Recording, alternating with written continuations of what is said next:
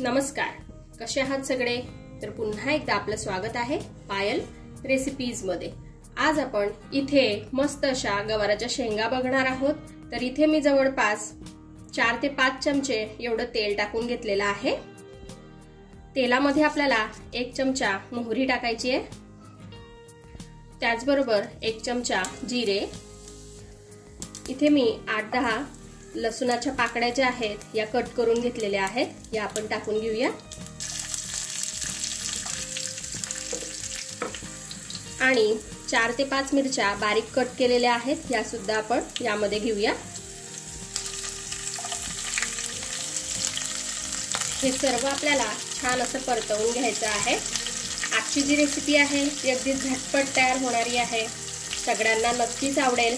शेवटपर्यंत व्हिडिओ बघा आणि रेसिपी आवडली तर लाईक करा, फॅमिली फ्रेंड्स सोबत शेअर करा आणि सबस्क्राइब करायला विसरू नका। अशा छान छान आणि झटपट होणाऱ्या रेसिपीज बघण्यासाठी आजची जी गवाराची शेंग आहे ही आपण मुलांना डब्याला सुद्धा देऊ शकतो। इथे सर्व गोष्टी आपल्या छान अशा परतवून झालेल्या आहेत। यामध्ये आपल्याला अर्धा चमचा हळदीची पावडर टाकायची आहे आणि छान असं परतवून घ्यायचं आहे। आता हे सर्व झाल्यानंतर आपल्याला यामध्ये टाकायचे आहेत गवाराच्या शेंगा। तर इथे मी पावशेर गवाराच्या शेंगा घेतलेल्या आहेत आणि यांना छान असं उकडून घेतलेलं आहे। बघा, गवाराची शेंग जी आहे ती छान अशी फुटते आहे, अशीच आपल्याला हिला शिजवून घ्यायचं आहे, म्हणजे भाजी अगदी झटपट आणि पटकन तयार होते। आता हे छान आपण मिक्स करून घेऊया।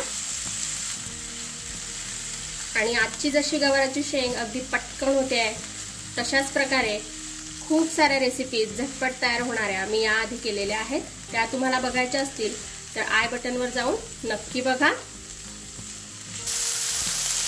इथे आपल्याला या गवाराच्या शेंगांना हाय फ्लेमवरती 5 मिनिटं छान असं परतवून घ्यायचं आहे। इथे 5 मिनिटं हाय फ्लेमवरती गवाराच्या ज्या शेंगा आहेत या मी छान अशा परतवून घेतलेल्या आहेत। आता आपण चवीनुसार यामध्ये मीठ टाकून घेऊया। आता मस्तपैकी बारीक चिरलेली कोथिंबीर आपल्याला यामध्ये टाकायची आहे। तर बघा, इथे आपल्या मस्त अशा झटपट तयार होणाऱ्या गवाराच्या ज्या शेंगा आहेत या खाण्यासाठी रेडी झालेल्या आहेत। तर तुम्ही सुद्धा अशा प्रकारे ही रेसिपी घरी बनवून बघा आणि कशी वाटली ते मला कमेंटमध्ये कळवा।